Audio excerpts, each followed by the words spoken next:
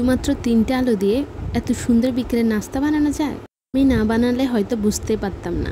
Everyone, কি খবর সবার, কি অবস্থা? আমার অবস্থা এই যে দেখতে পাচ্ছেন। আজকে বিকেল বিকেল গরম গরম নাস্তা বানানোর জন্য আমি 3টে আলু সিদ্ধ করে নিয়েছি। তো 3টে আলু আমি সিদ্ধ করার পরে এগুলোকে আমি আলুর ভর্তা করে নিচ্ছি। যেভাবে কাঁচামরিচ পেঁয়াজ দিয়ে আলু ভর্তা করা হয় ঠিক ওভাবেই আমি ভালো করে ভর্তা করে নিচ্ছি। পরে আমি এগুলোর সাথে অ্যাড করব কিছু মশলা। মশলার মধ্যে আমি আদা রসুন বাটা আর কিছু জিরার গুঁড়ি দিয়েছি। তো এখানে হচ্ছে কেউ চাইলে ম্যাগি মশলা দিতেও পারে, আবার তার ইচ্ছা নাও দিতে পারে। এটা একান্তই মুখের স্বাদ অনুযায়ী।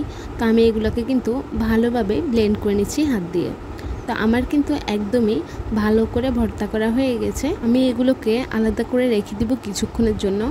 তারপরে হচ্ছে আমি এখানে আটার ডো করে নিয়েছি। এটা হচ্ছে যেভাবে রুটি বানায় ওভাবেই, ঠিক ওভাবেই ডোটা তৈরি করা হবে আর কি, আটা আর লবণ দিয়ে পানি দিয়ে।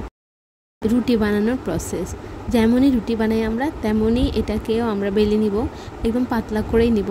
তো আমি কিন্তু বেশি একটা পাতলা করে নিই, মোটামুটি রেখেছি আমি। এবার আমি আলুগুলোকে একদম বিছিয়ে দেব, যেন কোনো জায়গায় খালি না থাকে।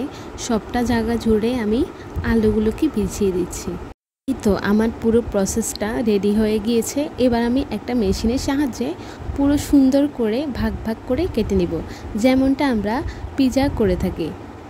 তারপর আমি একটু হোল্ড করে নিব। হোল্ড করব এই জন্যে যেন এটা দেখতে সুন্দর দেখা যায়। সবগুলো আমি একই নিয়মেই করে ফেললাম। এই তো আমার রেডি। হয়তো কোনোটা আমার বেশি লম্বা হয়ে গিয়েছে, যেহেতু আমি প্রথমবার চেষ্টা করেছি তাই। এবার আমি আস্তে আস্তে একটা একটা করে তেলে দিয়ে দিব। এই তো আমার আস্তে আস্তে সবগুলোই হয়ে যাচ্ছে।